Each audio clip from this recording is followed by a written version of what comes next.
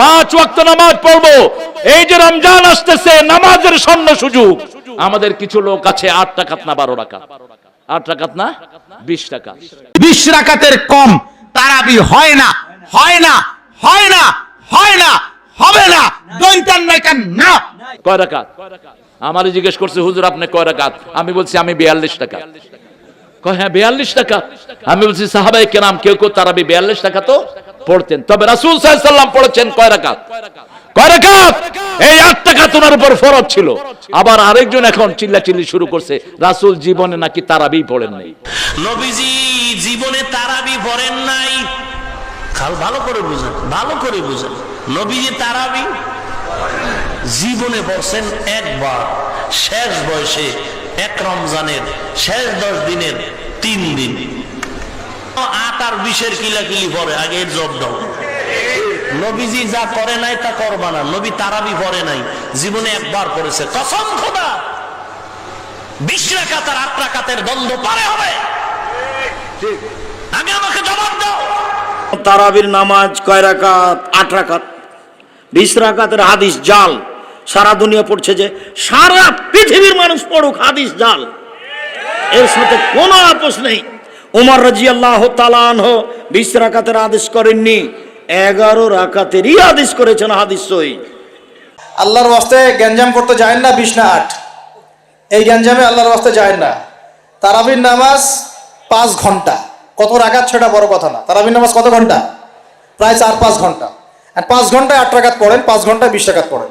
সম্মানিত ভাইরা, আমি যতটুকু বুঝেছি পড়াশোনা করে, আমার এই জ্ঞানে আমি যতটুকু পেয়েছি, বাস্তবতা এই নবীজি রমজানে এবং রমজানের বাইরে 11 রাকাত নামাজ পড়তেন। 8 রাকাত তিনি তাহাজ্জুদ পড়তেন, আর 3 রাকাত বেতের। কয় রাকাত হয়?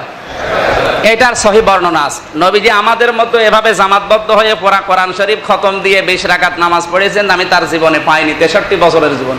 রাসূলুল্লাহ সাল্লাল্লাহু আলাইহি সাল্লামের বিবি আম্মাজান আয়েশা সিদ্দিকা বলেন, সহিহ বুখারীর 1167 নম্বর হাদিসের বর্ণনা, 1147 নম্বর হাদিসের বর্ণনা, আবু সালামা রাহমাতুল্লাহি আলাইহি আম্মাজান আয়েশা সিদ্দিকাকে প্রশ্ন করলেন, আম্মাজান কাইফা কানাত সালাতু রাসূলিল্লাহি সাল্লাল্লাহু আলাইহি ওয়াসাল্লাম ফি রমাদান, আম্মাজান নবীজির রমজান মাসের নামাজ কেমন ছিল একটু বলেন তো। আম্মাজান আয়েশা সিদ্দিকা জবাব দেন, নবীজি রমজানে এবং রমজানের বাহিরে 11 রাকাতের বেশি রাতের নামাজ পড়তেন না। রমজানে এবং রমজানের বাহিরে কয় রাকাতের বেশি পড়তেন না? 11 রাকাতের। 8 রাকাত তাহাজ্জুদ পড়তেন, 3 রাকাত বিতির পড়তেন। আম্মাজান আয়েশা সিদ্দিকা বলেন, রাসূল রমজানে এবং রমজানের বাহিরে 11 রাকাতের বেশি পড়তেন না। তার মানে 8 রাকাত পড়তেন তাহাজ্জুদ, 3 রাকাত বিতির। হযরত আয়েশা রাদিয়াল্লাহু আনহা তিনি বলেছেন যে নবী যখন রমজান মাসে কিয়ামুল লাইল আদায় করতেন, সবসময় 11 রাকাত করে তিনি নামাজ পড়তেন, 11 রাকাতের বেশি না। আর তিনি এটা অন্যান্য মাসেও করতেন। তার মানে 8 রাকাত হচ্ছে কিয়ামুল লাইল, তারপর 3 রাকাত হচ্ছে বেতর, এভাবে 8 যোগ 3 সমান 11 রাকাত।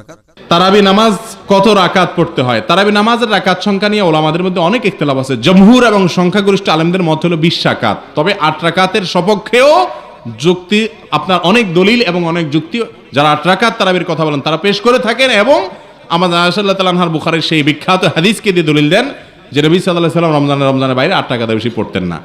ওনার তারাবির দরকারটা কি? ওনার উপর তো 8 রাকাত ফরজই ছিল সারা বছর, ঠিক না ঠিক? উনি যেটা পড়তেন উনি 3 দিন পড়েছেন। কয় দিন? 3 দিন পড়েছেন, শেষ 3 দিন গ্যাপ দিয়ে দিয়ে। উনি রেগুলার করেন নাই, কারণ এটা আমাদের উপর ফরজ হয়ে যেত। আমরা তো এমনি ওয়াক্তিয়া নামাজ পড়ি না, আর যদি তারাবি ফরজ হতো মানুষের কত ইসলামের আমার দরকারই নেই। কথা কম না কেন? আপনাদের উপরে ইহসানের জন্য। কিন্তু এই তারাবিতে রাসূল সাল্লাল্লাহু আলাইহি ওয়াসাল্লাম যে 8 রাকাত পড়তেন, বিশেষ করে এই শাবানে এবং রমজানে, এক এক আয়াতে এক এক রাকাতে 50 আয়াত পড়তেন রাহমাতাল লিল আলামিন।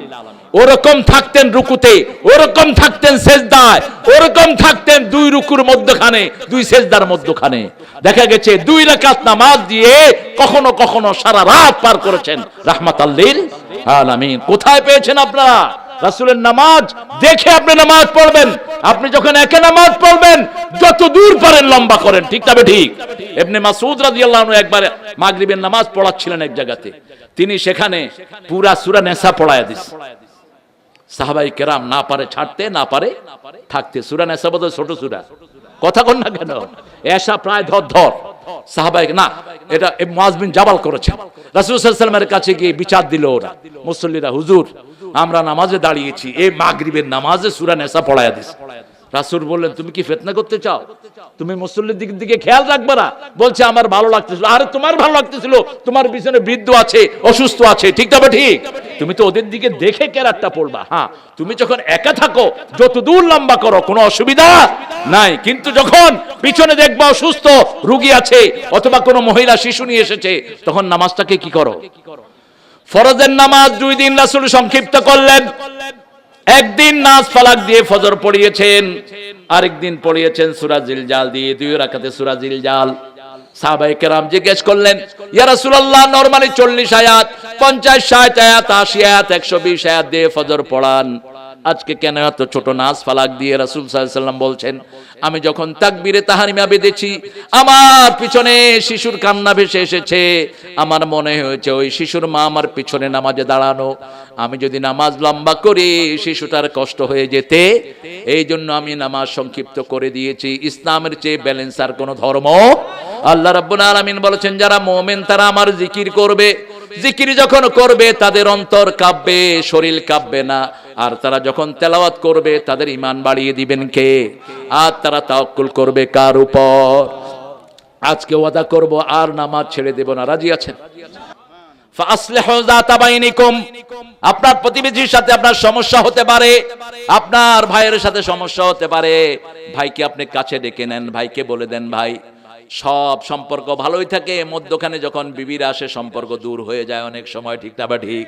কারণ বিবিরা তো আপনার রক্তের না, এক এক বর্ণ থেকে এক এক বিবি আসে, বিভিন্ন রকমের পরামর্শ দেয়, তোমার এই ভাই তোমার এই করেছে এই করেছে। আমি কাবা শরীফে ঢুকছি, এক আরবের সাথে ধাক্কা লাগলো, ও আমাকে বলল আল্লাহ ইয়ার হামাক, আল্লাহ তোমাকে রহম করুক। আমি চিন্তা করলাম দোয়া নেয় এইতে সুযোগ, আমি কি আরেক ধাক্কা দিছি, আল্লাহ হিয়াদিক, আল্লাহ তোরা হেদায়েত দান করুক। আরেক ধাক্কা দিছি, আল্লাহ ইউসাল্লিমাক, আল্লাহ তোরা নিরাপদে রাখুক। লিবা তাদুকুনি আখুয়া, কয় ভাই তুই আমারে ধাক্কাস কেন? আমি বললাম ধাক্কাইলেই তো তুই দোয়া করস। কাইফা সুব্বুল মুমিন, আমি কিভাবে আমার মুমিনকে বদদোয়া দেব, গালি দেব? গালি দিলে তো আমি মুমিন থাকতে পারবো?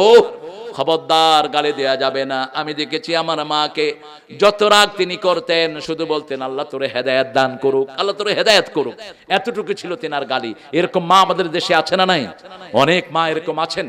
আল্লাহ রাব্বুল আলামিন বলেছেন বুনিয়ানুম মারসুস, সীসা ঢালা প্রাচীরের মতো থাকো, সীসা ছাড়া যেমন সীসা কাটা যায় না, তুমিও তোমার ভাইয়ের কাছে যাওয়া ছাড়া সম্পর্ক নষ্ট করো না, ঠিক না ঠিক? ইন জাকুম ফাসিকুম বিনাবাইন ফাতাবায়ানু, সূরা হুজরাতের 6 নম্বর আয়াতে আল্লাহ বলছেন কোন ফাসিক যদি তোমার ভাইয়ের বিরুদ্ধে তোমাকে কিছু বলে, তুমি অন্ধ এটা বিশ্বাস করো না, ভাইয়ের কাছে যাও, জিজ্ঞেস করো, তারপরে তুমি খবর নাও, ঠিক না ঠিক? আমাদের সম্পর্ক যদি মধুর হয় আমাদের কোনো আইন প্রয়োগের কোনো দরকার নাই। আপনার ভাই আপনার জমি খাচ্ছে, খাক না, আপনার ভাই তো আপনার ভাই, আপনার রক্ত অঞ্চল, সমস্যা কি? আপনি আপনার ভাইকে একটু বেশি করে দিয়ে দেন, তাহলেই তো সমস্যা মিটে যায়। ভাই ভাই কথা বন্ধ। রাসূল সাল্লাল্লাহু আলাইহি ওয়াসাল্লাম বলেছেন 3 ব্যক্তির দোয়া কবুল হয় না। কয় ব্যক্তি? প্রথম, যে নিজের রক্তের সম্পর্ক নষ্ট করে দিয়েছে, আপন ভাইয়ের সাথে কথা বলে না, মা বাবার সাথে কথা বলে না, এরকম বেয়াদব আছে না নাই? খালার সাথে কথা বলে না, ফুফুর সাথে কথা বলে না, আত্মীয় স্বজনের সাথে কথা বলে না। আপনার ফুফু যদি মুশরিকা হয় আপনি তার সাথে কথা বলেন। রাসূল সাল্লাল্লাহু আলাইহি সাল্লামের মা, ওনার মায়ের বান্ধবীরা ছিল মুশরিকা, মা মারা যাওয়ার পরে ওই বান্ধবীদের কাছে হাদিয়া পাঠাতেন রাহমাতাল লিল। রাসূল সাল্লাল্লাহু আলাইহি সাল্লাম নিজের আব্বার বন্ধুদের কাছে হাদিয়া পাঠাতেন, মা খাদিজার বান্ধবীদেরকে খুঁজে খুঁজে বের করতেন রাহমাতাল লিল আলামিন। খাদিজার আত্মীয়দেরকে বের করতেন। আয়েশা রাদিয়াল্লাহু আনহা বলছেন, আমি আমার জীবনে কোনো মেয়েকে এত বেশি ঈর্ষা করতাম না কোনো মেয়ের ব্যাপারে যত ঈর্ষা করতাম খাদিজার ব্যাপারে। সাহাবায়ে কেরাম বললেন কেন? ওনার অন্য বোনেরা বললেন আপনি কেন মা খাদিজাকে এত ঈর্ষা করতেন? তিনি বলছেন রাসূল সাল্লাল্লাহু আলাইহি সাল্লাম একটা ছাগল জবাই করলেও ছাগলের গোশত হাতে নিয়ে নিয়ে খাদিজার আত্মীয়দেরকে খুঁজে বেড়াতেন, কোথায় পাওয়া যায় খাদিজার আত্মীয়দেরকে। বিবির জন্য নাম ধরে দোয়া করতেন রাহমাতাল লিল। আপনার প্রতিবেশীর জন্য, আপনার ভাইয়ের জন্য, আপনার বোনের জন্য আপনি নাম ধরে দোয়া করেন, আপনার ভাইদের জন্য দোয়া করেন, ভাতিজা ভাতিজের জন্য দোয়া করেন। 4 সিঁড়িকে রাসূল খেদমত করতেন। কয় সিঁড়ি? কয় সিঁড়ি? বাপ, তারপরে বাপের ভাই, বাপের ছেলে কি হয়?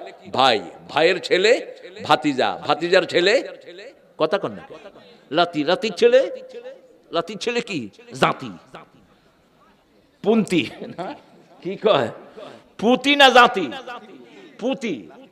এই রাসূল সাল্লাল্লাহু আলাইহি ওয়াসাল্লাম মুখস্থ রাখতেন। রাসূল সাল্লাল্লাহু আলাইহি ওয়াসাল্লাম যখন হুনাইনের যুদ্ধ করলেন, হুনাইনের যুদ্ধে রাসূল প্রচুর প্রথমে হারলেন, পরে প্রচুর গনিমত নিয়ে ফিরে আসলেন। এত বেশি গনিমত 24,000 উট এনেছেন তিনি সেখান থেকে, 30,000-এর উপরে ছাগল এনেছেন। শুধু আবু সুফিয়ানকে 300 উট দিয়ে দিয়েছেন। তারপরে ওনার এক বোন নাম হলো সীমা, কি নাম? সীমা। উনি অ্যারেস্ট হলেন। যখন মুসলমানরা ওনাকে নিয়ে যাচ্ছেন, বলছেন এই আমাকে কোথায় নিয়ে যাচ্ছে? Do you know me? তোমরা কি আমাকে চিনো? I am his milk brother, আমি তার মায়ের দুধালো বোন, আমি মুহাম্মদের। আমরা দুইজন মা হালিমার কাছে দুধ পান করেছি। তাইফের মধ্যখানে ছিল মা হালিমার বাড়ি। রাসূল সাল্লাল্লাহু আলাইহি ওয়াসাল্লামকে যখন বলা হলো, রাসূল সাল্লাল্লাহু আলাইহি ওয়াসাল্লাম মনে করতে পারছিলেন না। তখন সীমা চলে আসলেন রাসূলের সামনে। হে মুহাম্মদ, আতারিফুনি কুনতু আখুযুকা ফি হুজরাতি, তুমি আমাকে চিনো না? আমি তো তোমাকে করে করে ঘুরতাম। রাসূল সাল্লাল্লাহু আলাইহি ওয়াসাল্লাম চিনতেছেন না। এখন সীমা বলল, মুহাম্মদ তুমি মনে করো তুমি যখন 3 বছরের শিশু তখন তুমি আমার পিঠে কামড় দিয়েছিলে, এই তোমার কামড়ের দাগ এখন আমার পিছনে আছে। যখনই এটা বললেন রাসূল কেঁদে ফেললেন। তিনি পিঠ উদলিয়ে করে দেখালেন, এই তোমার দাঁতের চিহ্ন। রাসূল সাল্লাল্লাহু আলাইহি ওয়াসাল্লাম তাকে জড়িয়ে ধরলেন। দুধ বোন, কি বোন? কথা কন না কেন? দুধ বোন। এবার তিনি শাহাদা গ্রহণ করলেন, আর রাসূল সাল্লাল্লাহু আলাইহি ওয়াসাল্লাম তিনাকেও 200 উট দিয়ে বিদায় করে দিলেন। এত বেশি করে, কারণ গনিমতের মাল, আনফালের মালিক হলেন আল্লাহ এবং রাসূল। রাসূল নিজের জন্য কোনো সম্পদ রাখেন নাই, নিজের ছেলে মেয়েদের জন্য সম্পদ রাখেন নাই। ফা আসলিহু যাতা বাইনিকুম, নিজেদের মধ্যে মীমাংসা করে নাও, তোমাদের সমাজ যত সুন্দর হবে তত বেশি বরকত দান করবেন কে? সেজন্য আল্লাহ বলছেন, কুনতুম আলা শাফা হুফরাতিম মিনান নার فأنقذكم منها كذلك يبين الله لكم آياته لعلكم تهتدون। আল্লাহ রাব্বুল আলামিন বলছেন, কুনতুম আলা শাফা হুফরাতিম মিনান নার فأنقذكم منها فأصبحتم بنعمته إخوانا। তোমরা আগুনের দ্বার প্রান্তে দাঁড়ানো ছিলে, আমরা সবাই জাহান্নামের প্রান্তে দাঁড়িয়ে আছি, ঠিক কি না? আমাদেরকে উদ্ধার করেছেন রাহমাতাল লিল আলামিন। তিনি আমাদেরকে শিখিয়েছেন লা ইলাহা ইল্লাল্লাহু মুহাম্মাদুর রাসূলুল্লাহ সাল্লাল্লাহু ফাসবাহতুম বিনিআমাতিহি ইখওয়ানা। তোমরা পরস্পর ভাই ভাই হয়ে গেছো, ঠিক না? ঠিক আমরা ভাই হয়েছি।